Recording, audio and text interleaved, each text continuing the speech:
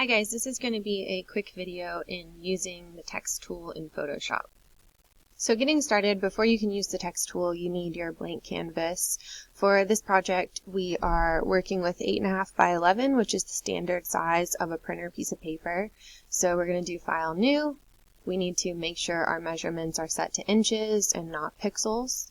And if I want a landscape document, the width is 11, the height is 8.5.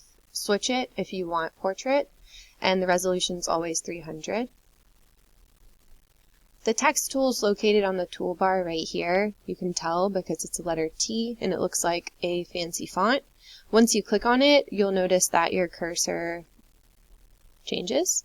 One thing that is the first, I wouldn't say mistake because you can use it this way, but it's just something that I think makes it more difficult in using the text tool that a lot of people do, which I would not suggest, is just clicking and then starting to type. This gives you less control, so I just wouldn't do it this way.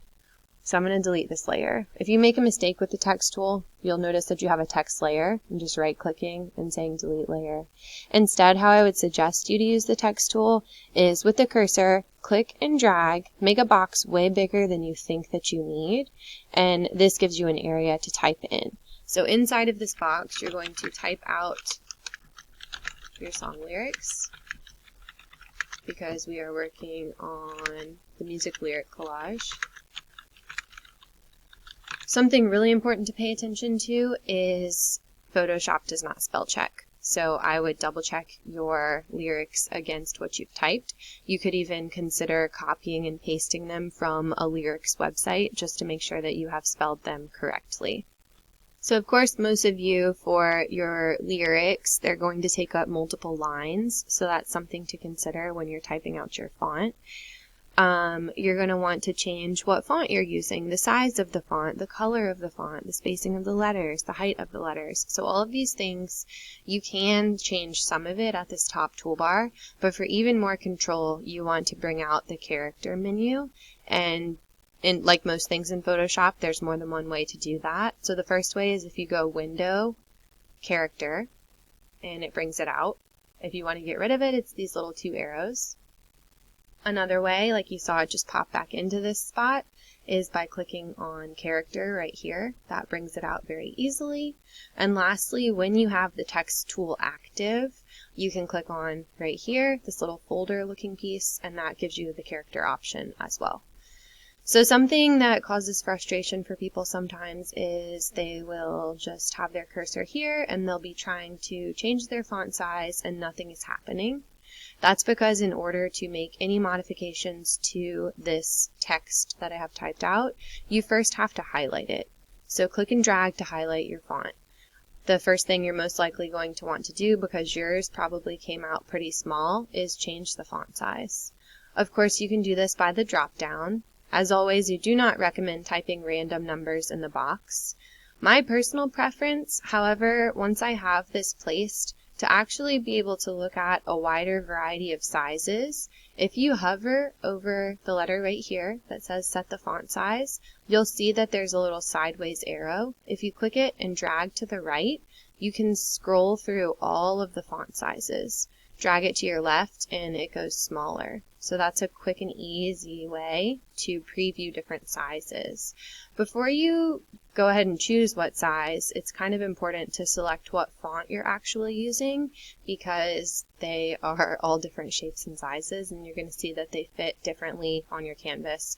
So I would pick, somewhat of a medium-sized font or size before you go ahead and select which font you're actually using. So again, your text has to be highlighted before I can change which font type I'm using. It is nice because you can see a preview of them all right here, but the thing is, it says sample. You can't actually see what it looks like with your words until you click on it and change that font. So you can go through and click on some different ones, and it's going to take a little bit of time. But again, to make it more efficient, to be able to see lots of options more easily, I think it works better if you click the word, so you have it highlighted in blue. You'll see that it's highlighted in blue around the box, just like when we use blending modes right here. And now, since my words are highlighted, since I clicked on the box, it is blue, I can simply use the down arrow key and preview lots and lots of fonts. Remember, the most important thing when you're choosing everything about your font is that someone can read it. So you can pick something that goes along with the theme of your collage, and it's totally your choice, but again, just make sure that it is easy to read. Next, maybe you want to change the color. So again, with your text highlighted, you can click right here and you can select whatever color it is that you're wanting to use for your collage. Again, make sure you can read it. I'm hitting OK. You could also use the eyedropper tool if you had some images going on and you wanted to color match. I don't have any pictures on the back of mine for this demo, but just know that you can do that as well. Some other things that you might want to know how to do. I'm going to switch to a font that'll work better for this, just a serif font. Maybe you want to change the spacing between your letters. So if you hover over these different options, you can see what they do exactly. So this one, called the tracking, it's kind of similar to what the kerning does. And actually, something that's really interesting about Photoshop is all of this terminology comes from typography. Back in the olden days, if you think of like a printing press or how they used to print newspapers, they would actually have blocks of letters that they called characters, which they would place into wooden racks, and they would use that to print anything they were printing. So all of this terminology comes from those things. If you're interested in the history of typography, if you're interested in pursuing graphic design, or really just anything in the digital field that deals with design and text, there is so much to learn. You can literally take a whole college class on just typography. So we're just hitting the surface of this here today, but again, I'm going to put a link in the description to a pretty cool stop motion about the history of typography if you're interested.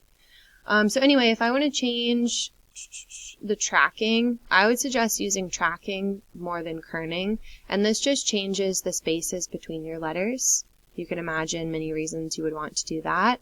And the reason I chose to use this serif text instead of that script one that I had a minute ago is if I change the spacing on a font that is meant to be touching, like written in cursive, it looks messed up. So I wouldn't space cursive letters apart if it's one like this that the lines are meant to be connected. So that's just something to consider. Other things that you can change, let's pick another normal one. You can change, if you hover, vertically scale, so that's how tall your letters are. You can change here, horizontally scale, and again, notice how on all of these I'm just clicking on the icon and dragging right or left. I can scale how wide my letters are, so you can kind of totally customize the font yourself. There's lots of other options here. You can feel free to play with them and see what they do, but I feel like these are the main ones that you guys are going to want to know for this project.